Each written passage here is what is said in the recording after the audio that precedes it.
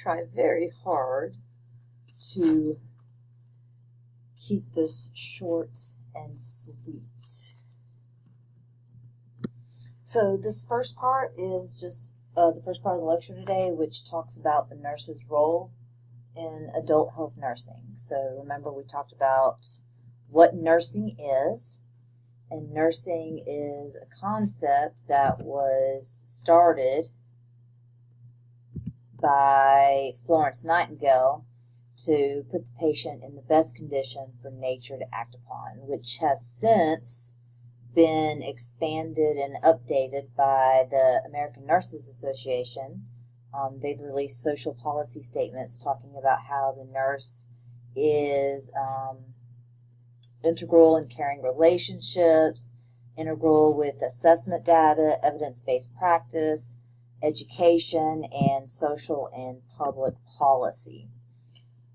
Remember that the industry of healthcare is 18% of our gross domestic product, which is a lot for just healthcare. We have many different types of hospitals. We have a public, private hospital. We have many outpatient procedures. We have research, different professional associations. You don't have to list all of them, thank goodness. We have bodies, regulatory bodies that regulate us, and then we have health insurance as well. The biggest thing to remember is that there's 3.4 million RNs, and it's our responsibility to act ethically and morally for the patient. So we have the social policy statement from the ANA, and we have the Code of Ethics. Our job is we deal with the patient and family directly at the bedside. We deal with the patient and family directly in outpatient settings. We deal with the patient and family directly if we were in home health, if we were in hospice.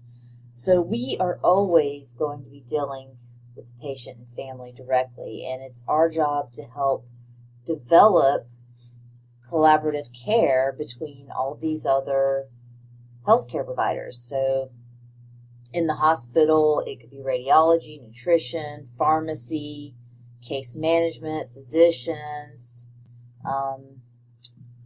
and out of the hospital, we still need to help with their collaboration. We still need to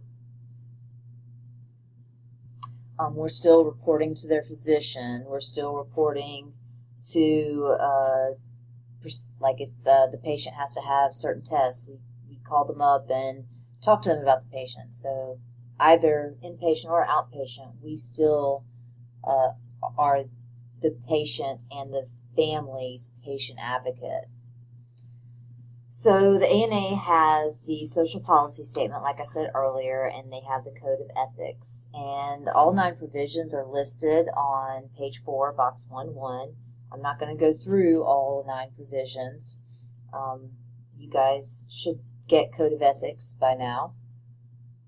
But I do want you to remember that there are some really important provisions. They're all important provisions. But some provisions, responsibility and accountability, that is important to be the patient advocate for the patient, to improve the health care, and to be true to yourself and as you're true to the patient. We then talk about scope of practice, and the scope of practice is what legally can we do. What does the Nurse Practice Act say that we can do in your state? And then we talked about delegation. And box 1-2, page 4, talks about delegation some more. Delegation is an important part of what we do. We could not perform all the tasks that need to be performed if we did not delegate. So when we do delegate, we need to ask ourselves, who are we delegating to? What are we delegating? Where are we delegating? Why are we delegating? How and when? We delegate tasks that are appropriate to delegate. You wouldn't delegate to an assistant to go hang an IV piggyback medicine. You wouldn't delegate to an assistant to go take the trash out. You need to know what the assistant can and can't do. You might have different types of assistants who have different levels of education, and you need to know what they can and can't do. Then we have expanded nursing roles. And I'm not going to talk too much about expanded nursing roles. You have your advanced practice registered nurses, your CRNAs, your nurse practitioners fall in here, your midwives. Then you have leadership roles, nurse executives, your clinical nurse specialists, your nurse managers, and then nurse researchers. I think it's all pretty self-explanatory what each one does. Now, the patient, which is what this is all about, is the central figure of what we do. And their needs are going to be based on what role they fulfill in life. We use Abraham Maslow's hierarchy of needs to help us figure these out. The higher the level you obtain, the better health you are. So you want to always use this, well, you don't always use this framework, but it's a very important framework and can help you identify a lot of different things. So remember my example of the two pregnant patients. One is a stable, married woman who has a good income, has a roof over her head, and the other is a pregnant teen who was kicked out of her home because she was pregnant and she's addicted to recreational substances. So your care for both those patients are going to be very different. Then we have health, wellness, and health promotion. So with health, we talk about how the healthcare system is transitioning from disease-oriented care in the acute care setting to health promotion, preventative care in the community, more outpatient type services. And that health and illness should be viewed on a continuum. You can have periods of healthy and periods of not healthy. The World Health Organization defines health as a state of complex physical, mental, and social well-being, and it's not necessarily the absence of disease. So it's a more comprehensive way to look at health. The chronically ill person, which we'll talk about in the third chapter, is, they have periods of being healthy and periods of not being healthy. So wellness isn't just good health, but it is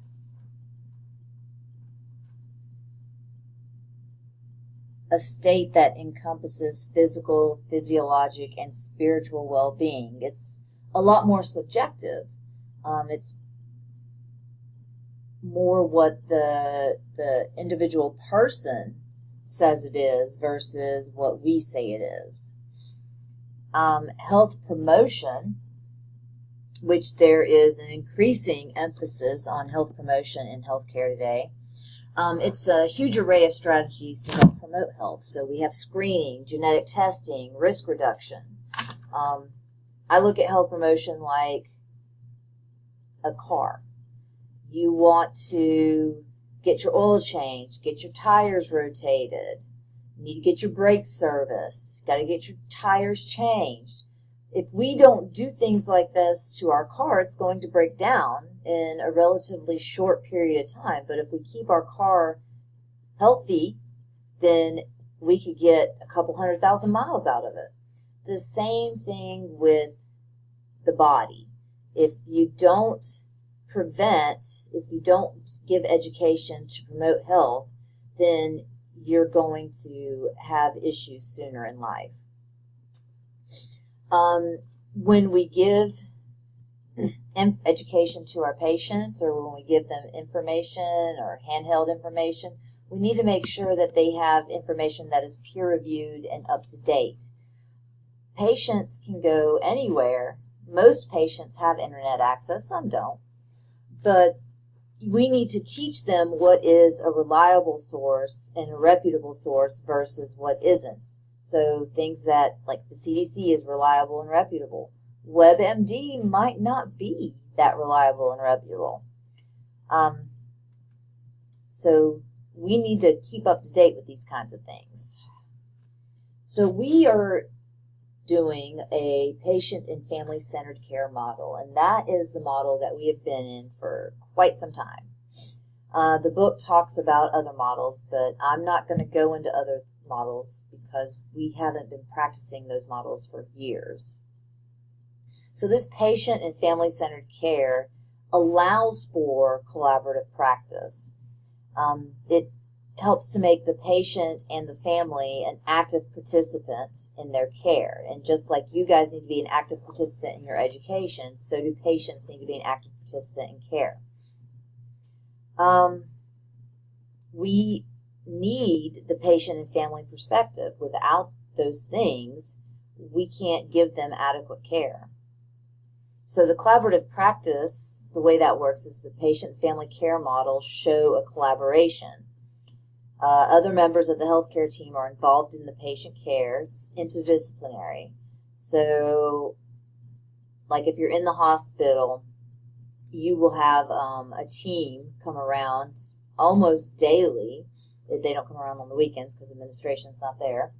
But like they have a case manager, a discharge planner, sometimes there's a doctor on the team, sometimes there's multiple doctors, just depending on what all the disciplines are. So there's a nurse manager, there's charge nurse. It can be a bunch of people, and you just help update them about what the patient needs, if they need anything at discharge, such as services out in the community, if they need rehab, just keep them updated. So how has healthcare been influenced? How has our delivery changed? So population, for one, we talked about how immigration is changing our culture. Box 1.3 and 1.4 talk more about immigration. One of the statistics that your book gives is by the year 2060, 3 out of every 5 people will be bi-ethnic. So as this culture shifts, it's important to address. And there's an article from the ATI book that you receive in 497 that discusses these cultural changes. I'm not going to specifically question you on them in this class. There is a lot of information in this class, and that is just one thing that I don't think is as important for this class. But that does not mean it's not important. So please understand that it is important to your care. It's important in the world of NCLEX. So please don't just disregard it. We have an aging population. What does that mean? So the older we get, the more care we need.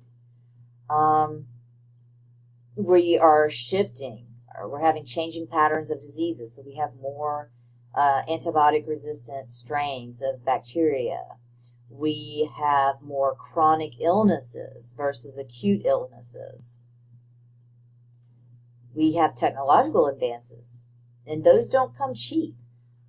Just like you need to buy the new iPhone, and it costs more money, so will newer technology.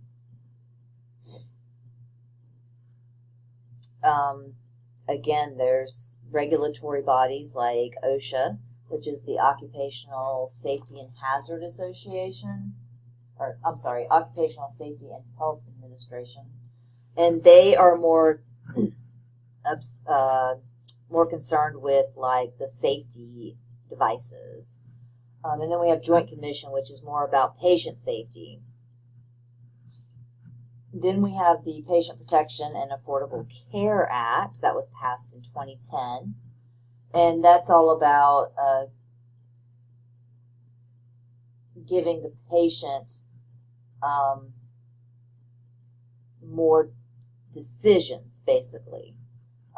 They're able to have an increase in care and more decisions on their care.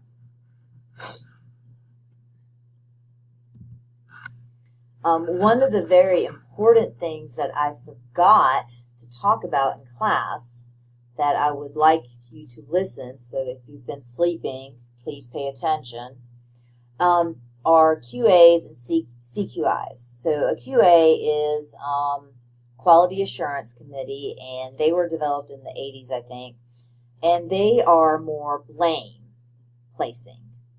And then CQIs are more about continuous quality improvement. So I was involved in a root cause analysis that had a patient who had fallen. I knew she was going to fall. I asked security to keep an eye on her for me because I had to go check on my other patient. And darn it, while I was out the room, she fell, she hit her head, she had a bleed. So I had to go and be involved in a root cause analysis. And it wasn't that they were blaming me for what happened. They want to know what happened in her care that we could fix. And now we have bed alarms on the beds in the emergency room to help prevent this, because had there been a bed alarm, other people would have heard that alarm and we possibly could have kept her from falling. So our root cause analysis is part of the CQI, and that's what continuous quality improvement is about. It's about continuously changing, continuously improving people's care. All right, so I am going to talk about health promotion in the next video. I hope you enjoyed this. Thank you.